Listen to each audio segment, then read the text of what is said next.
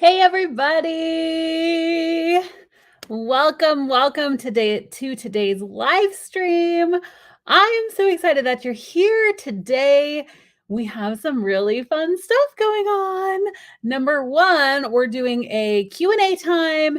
It's Ask Me Anything. And so these are some of my favorite times. If you guys don't know, if you're new to the Savvies, every single Tuesday we go live to talk about a different aspect of virtual assistants. So it could be pricing, it could be packaging, it could be marketing, it could be figuring out, should I niche down? How should I niche down?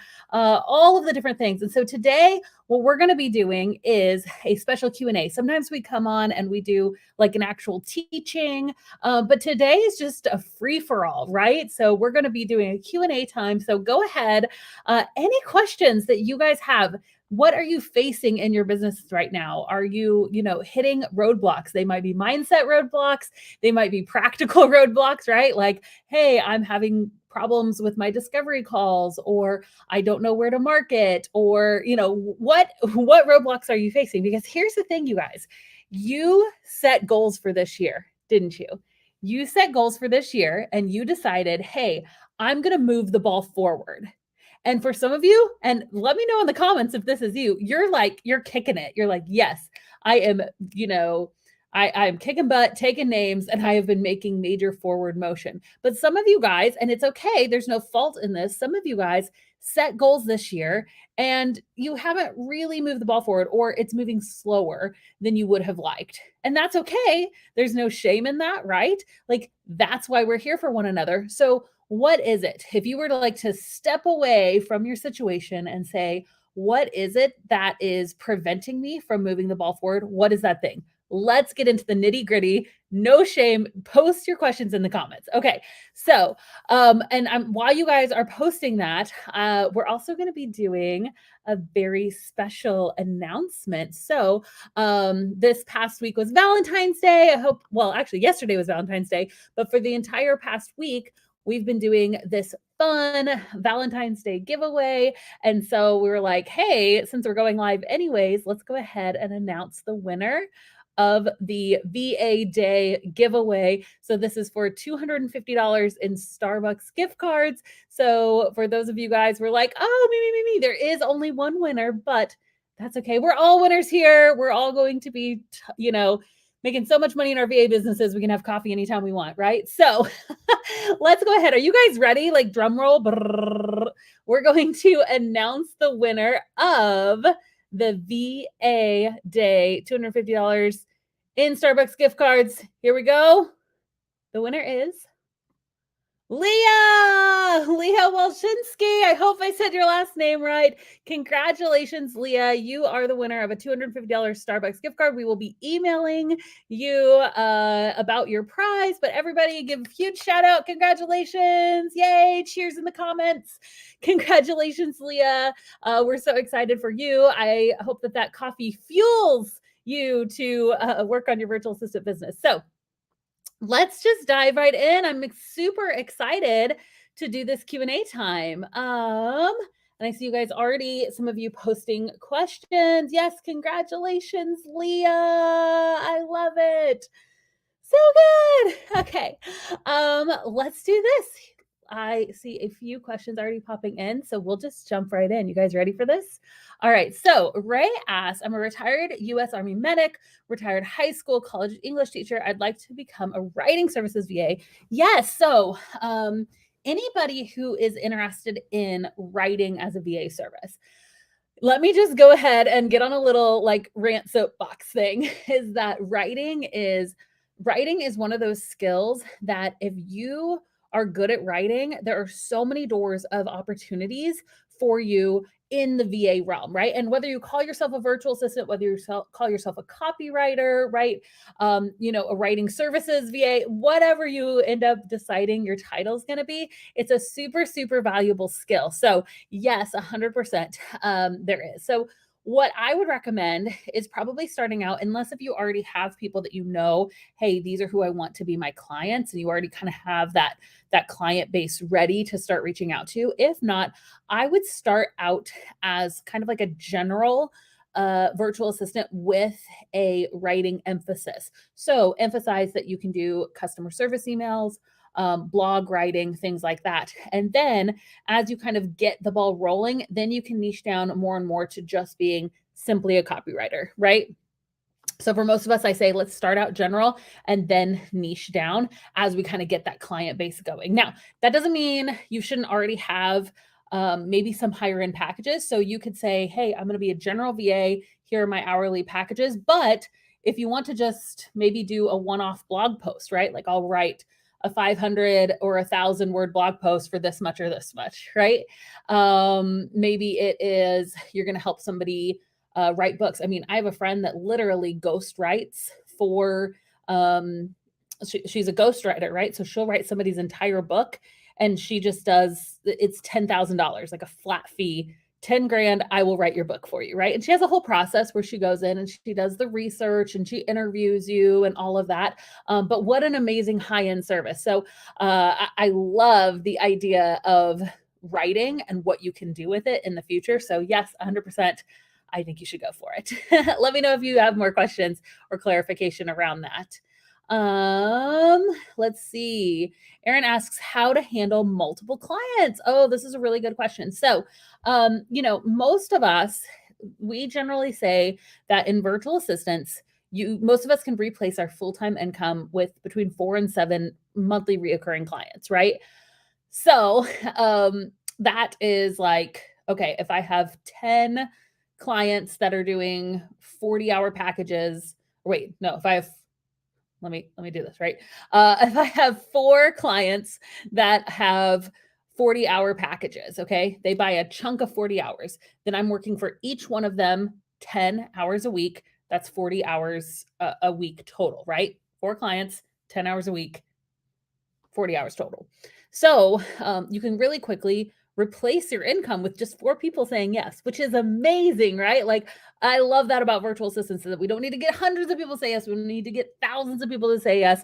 You need like 4 or 5 people to say yes, which I love. So let's say that you're able to do that. Now you're like, whoo, okay, I have 40 hours a week of workload and I have these clients. How do I manage out my tasks? So there's a couple of different ways that I would go about doing this. Number one, make sure that you're using a project management software. Okay. So this is a way to not only communicate with your clients, but also to organize your own tasks. So there's so many different types out there. And I usually say, hey, go through and use the one that feels best to you. Like test a couple of different project management software programs and see which one is best. So some of the top ones would be Trello, ClickUp, Asana, right? Trello, ClickUp, Asana, Dubsado, and Honeybook. Okay.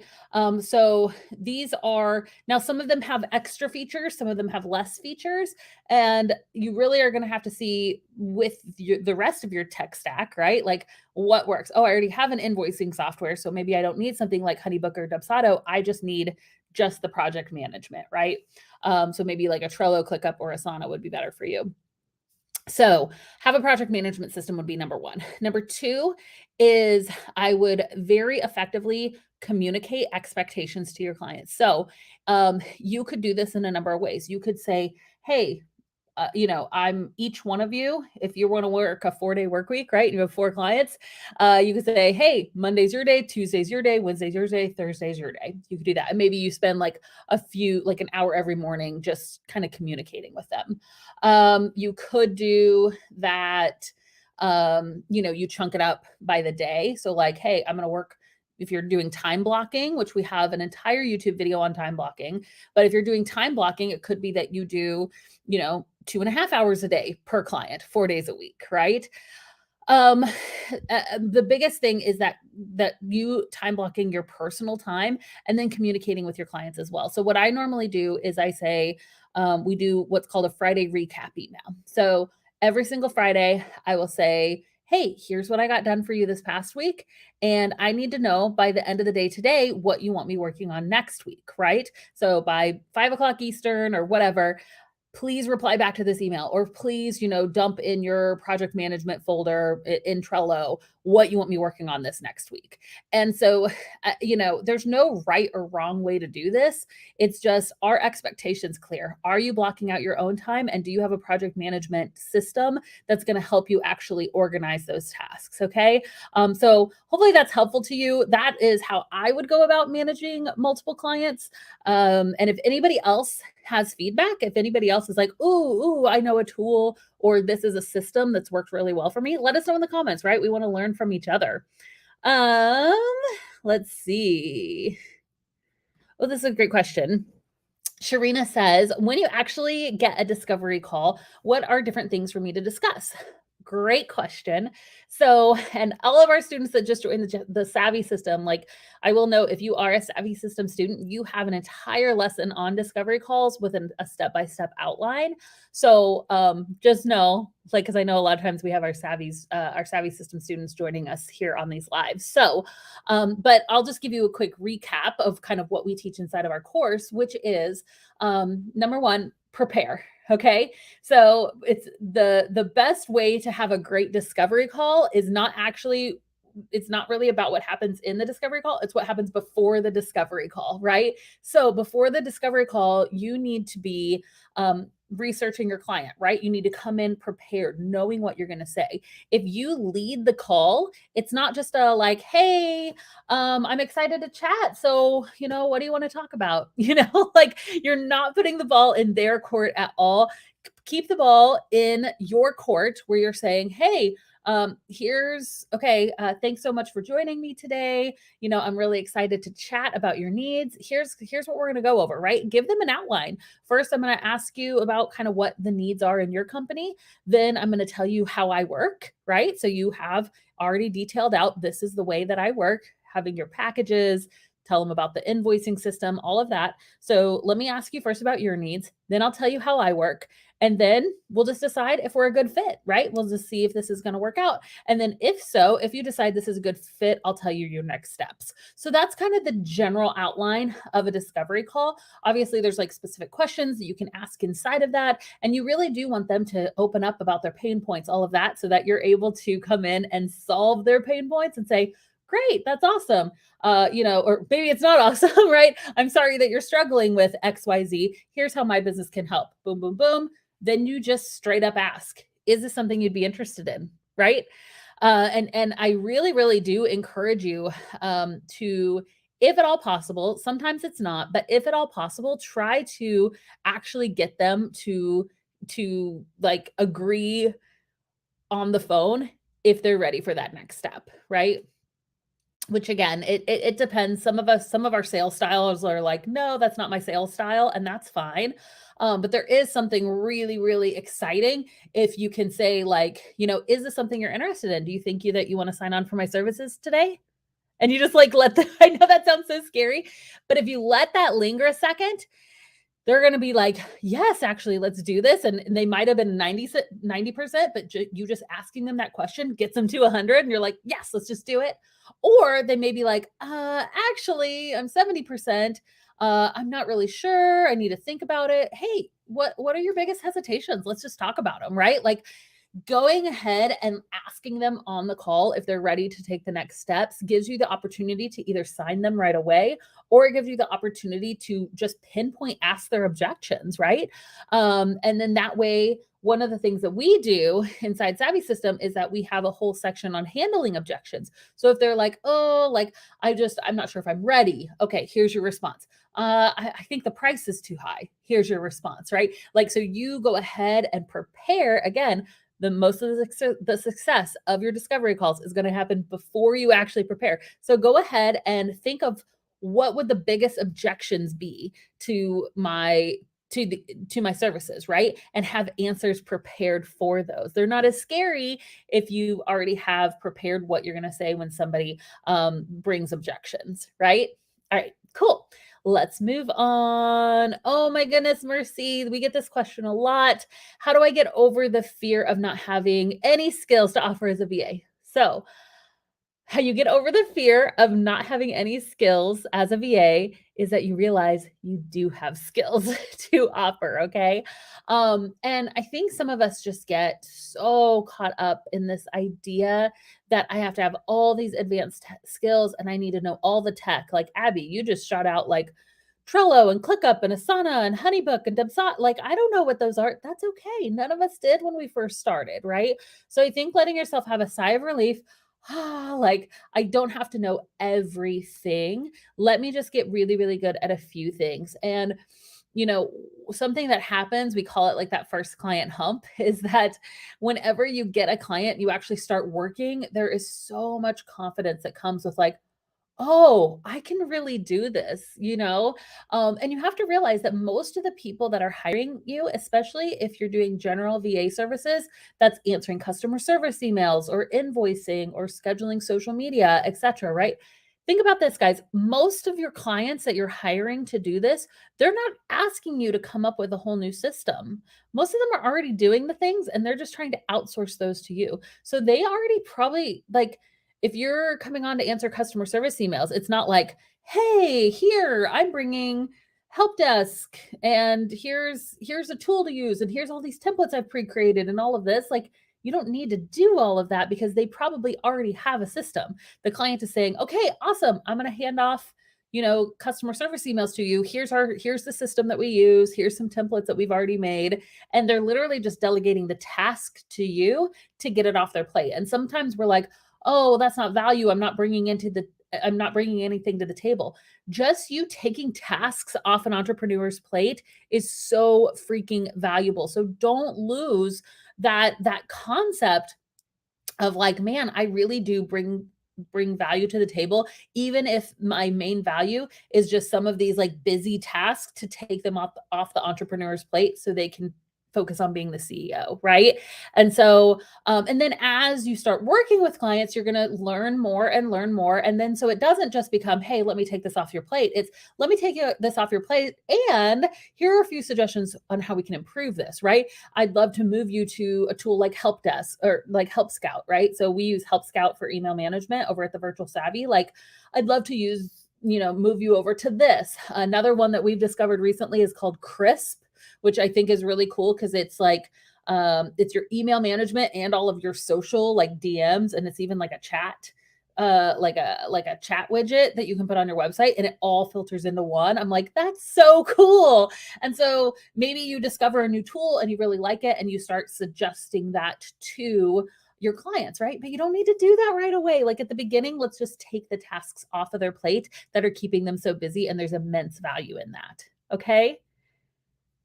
How do I track my time effectively if my packages are based on hours? I find that I do things here and there, and it's hard to track time for every single little thing. So a two-step thing, we suggest most people start off with hourly packages, right? So I'm excited that you're doing that. So number one, you need to have a tool, right? I suggest Toggle. It's so easy, guys. Like TOGGL, toggle.com. The basic plan is free, and most of us don't need anything other than just the basic plan. Okay, so you have that tool running in the background as you're working.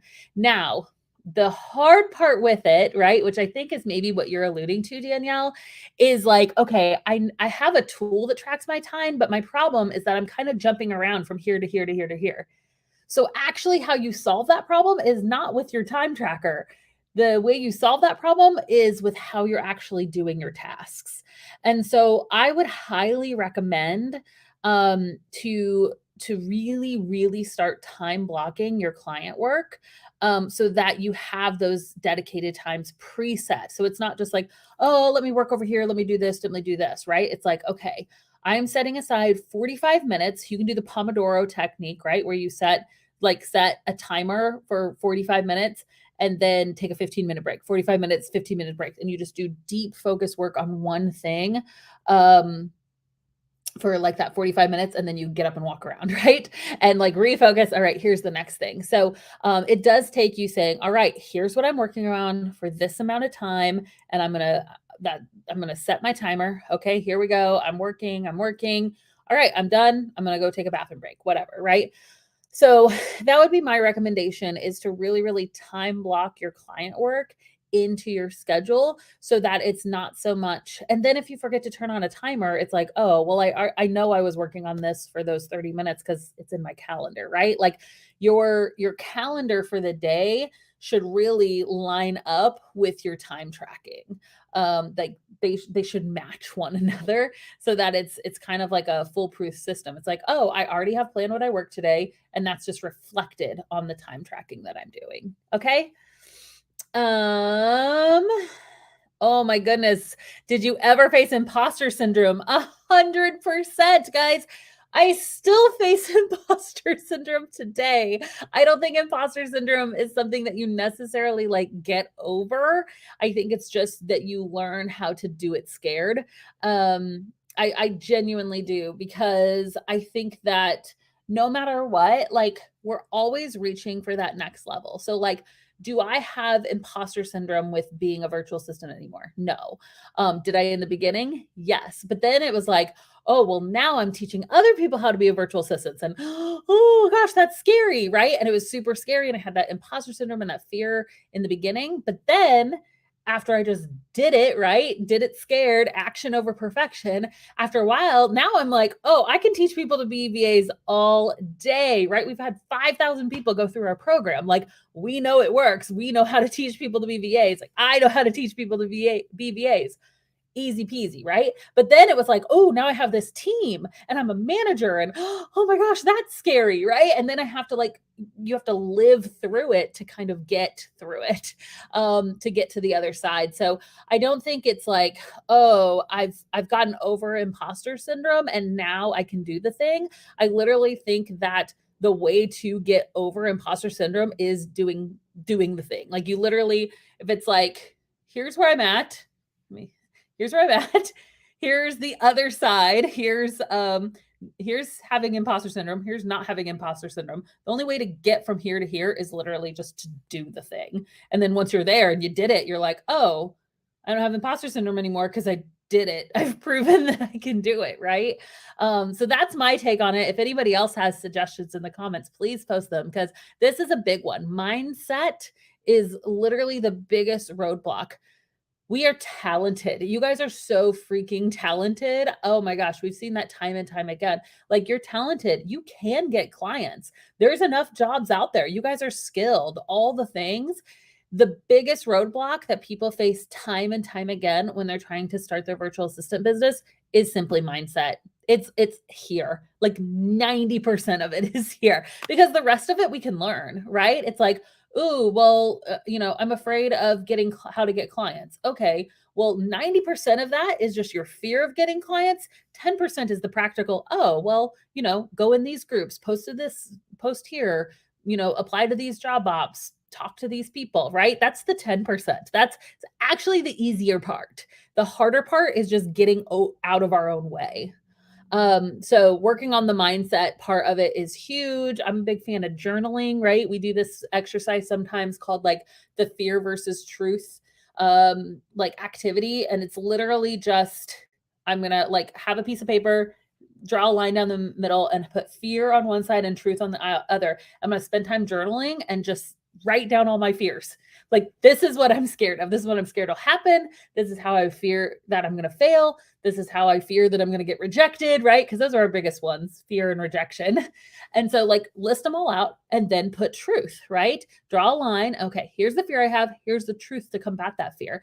And so like the fear of rejection, I'm fear that I'm going to get rejected, that a client's going to say, no, like, I don't want to work with you. You're dumb, which like no one's going to say that, but that's what we fear, right? But the reality is, the truth is that somebody may say no to you, right? Like, that's actually just part of it. Being rejected is part of the process. I have to get no's to get closer to my yes. So I'm going to celebrate every no. We literally, somebody in the Savvy system this past week had a discovery call where their client, it was like their first discovery call, and the client didn't sign on for them. And they came on and they celebrated. They're like, yes, celebration. I got my first no. That means I'm not that much closer to the yes. And I'm like, oh, here's a student that's going to succeed, because she knows how to celebrate those failures, right? I was reading this thing and it was talking about just failure as part of our journey, and I'm so not a sports person, so don't make fun of me if you are. But it was talking about, baseball, and apparently if you bat like a 30 in baseball, you're phenomenal, like you are an amazing hitter. That means that literally, like, wait, am I getting this right? That like out of 100, you miss 70. Like you miss 70 of the balls that are thrown to you.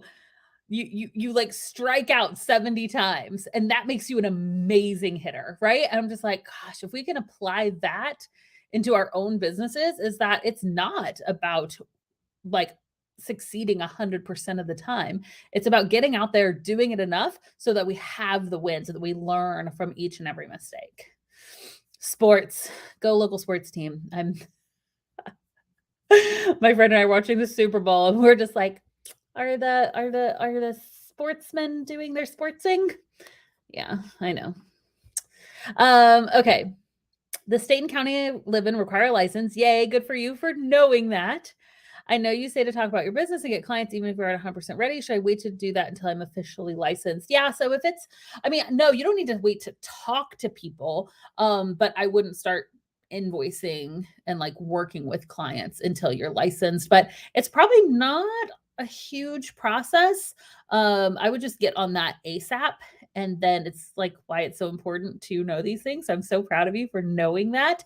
If you guys are wondering if you need like a business license to operate a virtual business in your city or in your county, go to score.org, SCORE, score.org, and you can find somebody in your county to ask what the requirements are. There's every city has like a small business office too that you can call, but I have found that score.org is just a nice central place I can send you all to that you guys can at least find the people that you need to talk to see if you need to have a business license. So yeah, go ahead and just get that ASAP, but don't let it stop you from talking to people, right? Because it takes a little while to like, let me talk to people, let me introduce my business, let me get some discovery calls going, things like that. So you don't have to actually like accept an invoice until you have that. That would be my suggestion. Um, yes, finding clients, Kiki says. I've told friends, family, animals. Is it a slow pace kind of thing? Yeah. So congrats for doing the friends and family. And some people, it's like right away they get a client from it. And some people, it takes a little while, right? And it's just kind of that like, whoo, I face the fear of telling people about my business. Yay. But there's so many different ways to find clients. So a couple of them include networking events. So see if there's any local networking events where you live. And some of them, if like you're not comfortable being in person yet, like some of them are doing virtual events too. But man, I love local networking events. I love conferences. Like meeting people face to face is huge. Follow up, right? If some of the friends and family outreach you did haven't responded yet, like go an extra step and a week or two later be like, hey, just wanted to bump this in your inbox, right? Because so many people, like, they will see something in their inbox and they're like, oh, yes. Like, I know I do that. I will like save an email in my inbox, like, I'm going to respond to that. I'm going to respond to that. And then the person's like, wanted to bump this up. And I'm like, yes, I'm so sorry. Right. So don't forget to do a follow up, man. Follow up is key, key, key. So follow up local networking events, and then check out the job ops that we have inside of the VA Savvies group. That's going to be huge. And guys, Hello Savvy is coming so soon. I'm so excited. If you guys are not on the wait list for Hello Savvy, go to hellosavvy.com because job opportunities are going to be posted there. You guys are going to have the opportunity to create beautiful profiles on the site so you can share your services. It's going to be epic. And we're going to be launching that literally like next month to you guys. I'm so pumped. It's going to be great. So go to hellosavvy.com if that's something that you're interested in. That's going to be a great way to find clients as well. So good. So good.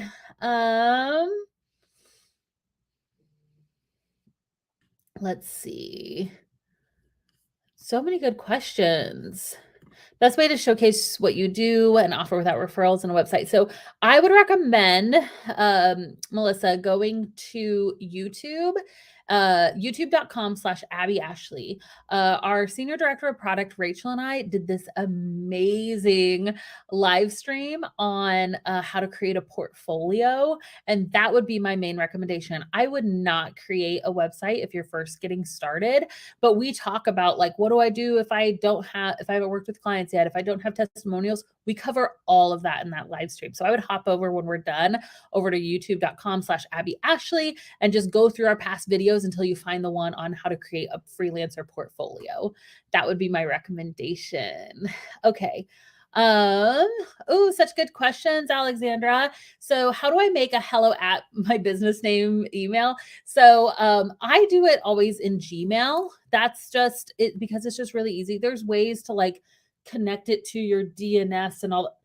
I think that doing it just through Gmail. So literally Google business email Gmail. That's what I always do. Business email Gmail. Google that, and one of the first thing that's going to come up is Gmail account for business. It's basically workspace.google.com, and so it shows you all the pricing. It shows you, so it's like a small monthly fee. I forget the price. It's like maybe $5 or something a month. There's a $6 a month option, which is the one that I would choose for you guys. So it leads you through that process of how to set up your email. Okay, and then trademark. So I would not recommend getting a trademark when you first start your business. It's just an added business expense that you don't really need in the beginning. Once you have a trademark, you have to be prepared to like defend your trademark and to all of the things. And so what I would recommend is just making sure that whatever your business name that you choose isn't already trademarked. So you can go to Trademarkia. It's like trademark, but with an IA at the end. Trademarkia is a really good website just to like type in your business name and just quickly see if somebody is already using that business name. And so that would be what I recommend at the beginning until you have the funds to maybe protect your name. The thing is that you don't have to have a trademark to operate. No, you don't at all. If you start operating and you're ready to do a trademark, then and like somebody else wants that trademark too, then you can actually show like the proof of use that you were using it before they were. So that kind of gives you a leg up there as well. And then the reality is that most of us are like, you might end up changing your business name. Like a trademark can be really expensive, and all the legalities that go with it. So like I would choose forming an LLC before I would go after trademarking. That was just my personal suggestion. I'm not a lawyer, but that's my personal suggestion. Oh, yay. Tori says, I found my niche yesterday thanks to Melanie. I'm so excited. Oh, do you know people who've gained clients directly from Pinterest? Yeah, I mean, Pinterest, you can do Pinterest for yourself. If you do Pinterest for yourself, like for your own business, Tori, because you're learning it already. So it's not a bad thing to do that for yourself, but it's a usually Pinterest goes really well with sending traffic to a website, right? And so, and like consumable content. So, like you wouldn't send people directly to like your services page necessarily on Pinterest. So, I mean, if you were to get into like blogging or YouTube videos or something, then you could promote that on Pinterest. But I don't know if I would use Pinterest necessarily for your own business. I think it's an amazing service. And we have tons of people that become Pinterest VAs, but I would start with some of the other, and I'm pretty sure you're a Savvy System student. So I would go, and you'll see that Pinterest isn't in our marketing plan. It's an amazing service, but it's not one of the ways that we teach at the beginning to use for marketing. So yeah, I would go through that list of the ones that we have listed inside the Savvy System of how to market. So good, you guys. These are such great questions. I know I'm not going to be able to answer every single one of them. Oh, this is awesome. I'm very interested in being a real estate VA. Jocelyn says, do you have any tips or recommendations? I'm studying for my RE exam right now. Oh, so cool. So yeah, I mean, if you have a built-in network, especially like if you have, I love real estate virtual assistants because it's such a specific niche with such a specific need. So we actually have a real estate VA course inside of Savvy Vault. So that's one thing you could check out. You could do like our $47 a month plan and just pay for 1 month and just take that one course. So that's going to give you a lot of guidance there on like what are real estate VA specific services. And then the next part, so you like kind of craft your services around what real estate agents would need. And then the second part is marketing. But what's so cool is that you can join real estate Facebook groups. You can go to real estate networking events, right? You can literally look up real estate agents in your area and just like cold call them or like cold email them, right? We're getting really into cold emailing lately, especially for Hello Savvy, like just learning how to do like one-off emails to introduce your product or service to people. And we've been using a tool called Woodpecker, which has really been neat. So you can like mass send individual emails to people to be like, hey, and so you could literally upload like a spreadsheet of all the real estate agents in your area into something like Woodpecker, and then have templates for like following up with them. So I thought that was really, really cool.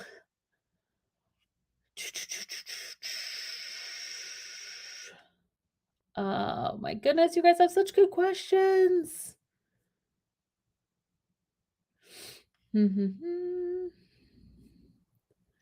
Oh, this is a great question. So I have zero knowledge in anything VA. That's okay. Welcome. We're excited you're here. I'm new, recently found your page, super interested in switching from healthcare in the hospital to full-time VA. Where do I even start? So my best suggestion would be this webinar.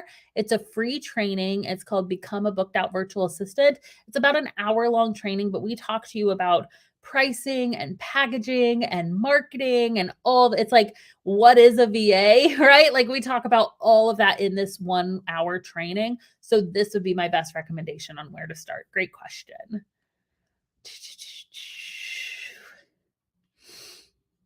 Awesome. So what steps would I take to be a virtual social media manager?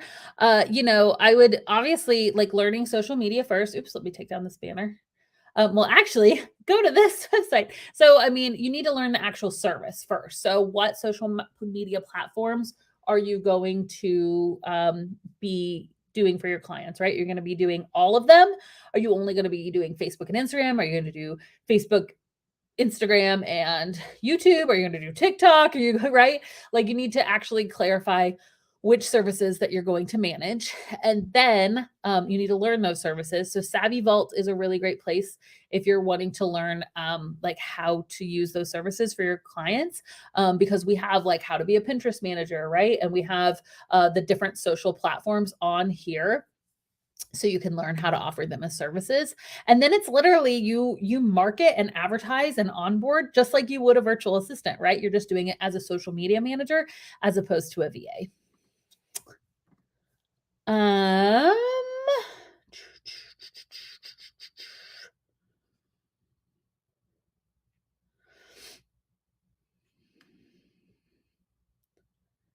You guys are doing, oh my goodness, so many good questions. Tori also said, where's some examples of showing value first when you're a new VA? So value first is something that we talk a lot about here at the Virtual Savvy. And it's this idea behind I'm going to lead, like I'm going to lead with generosity, right? I'm going to lead with value when you're talking to clients and ideal clients. And so that looks like a lot of different things depending on what services you're going to be offering.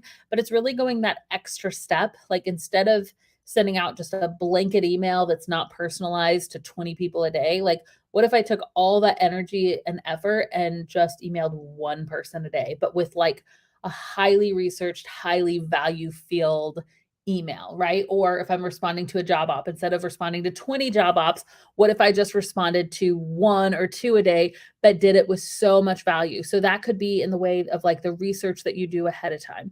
It could be in the way of you recording a video, right? Like you doing a video like this and introducing yourself. It could be in like a gift that you give them, like and I'm not talking a physical gift, although you could do that, I guess. I'm talking in the way of like, hey, if they're looking for a Pinterest manager, let me send you like 5 or 6 Pinterest images that I made for your business, totally pro bono. Like I'm not. So there's a difference because I'm saying like, hey, do this for free. And you've also heard me say, don't work for free. And I think that there's something really different between like, hey, I'm going to do this one-time thing without you even asking me to do it as a way to show value first, and you like agreeing to work with a client for no money. Like, do you guys see the difference between those two things? Like, I don't want you to work for people for free. Please, please, please don't. It's not worth your time. People who want to pay you $0 for your efforts are never going to value you. And so, but doing something that they didn't even ask for, like I'm going to go above and beyond and just, you're looking for someone to do customer service. Like here's 4 templated emails that I thought would be a good fit for your business. You can even use them for your business. I don't care. Like that's value first. Okay. Courtney says, how do we market in Facebook groups when most of them have restrictions against self-promoting? Good question. Because yeah, most of them do. But if you think about it, self-promotion isn't even the best way to find clients. So it's actually like, it's one of those things that's a disadvantage for our advantage. So what I would recommend is just like we were talking about, showing value first. So if you're interacting in a group, number one, make sure that your Facebook profile, like when you're showing value first, okay, let's create a scenario. Let's say you're in a Facebook group and somebody is asking about Pinterest, right? They might not even be asking like wanting to hire somebody. They're just asking like, hey, blah, blah, blah about Pinterest, right? And then let's say that you take 30 minutes, like people are like, oh, giving quick answers or, oh, here's my portfolio, whatever. Let's say you go above and beyond and show value first and you research their website, you come up with like a 4-step action plan and you record a 10-minute Loom video, Loom, Loom. That's like the screen recording software that I like. You record a 10-minute Loom video, not even advertising your services, that you post in response to their question. That person's going to be like, what the heck? This is so above and beyond what I asked for, right? That's value first.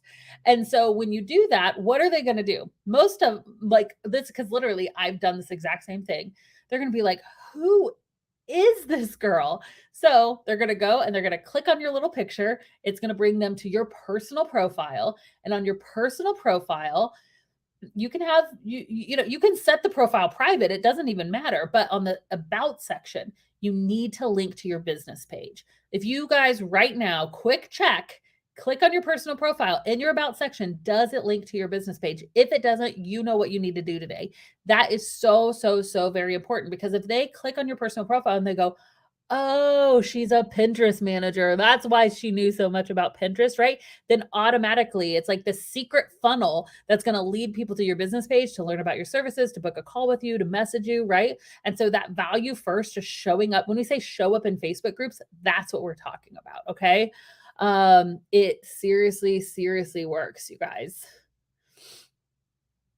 Oh my goodness, you guys, such good questions. Oh, you guys are so sweet. Okay. Well, honestly, this has been so super fun. I know we didn't have time to answer every single question, but I do appreciate you guys jumping in. Any questions that didn't get answered, jump in our VA Savvies group. You guys know that is the most helpful community on the planet. You can go to the virtualsavvy.com/community and it'll send you the link to it and everything if you're not already a part of that group. Thank you guys for jumping on today. And let's go ahead. If she wasn't on earlier, let's give a big shout out to Leah, who was the winner of our VA Day giveaway. Leah has won $250 in Starbucks gift cards. So I love it. So excited. Congrats, Leah. And thank you guys so much for showing up today. Again, if you're looking to start your virtual assistant business, don't know where to get started, wanting to learn about pricing, packaging, marketing, this training, the virtualsavvy.com/BBO is the place to be. Thank you guys so much again. I had so much fun hanging out with you. I'm actually in Virginia right now. You guys probably noticed the different background. I'm just sitting in front of a window. It's really not the best lighting because it's not like don't know, it's like a weird shadow here today, but yeah, I still wanted to jump on and join you guys live. So I really appreciate you jumping on with me and have an awesome rest of the day. Bye, everybody.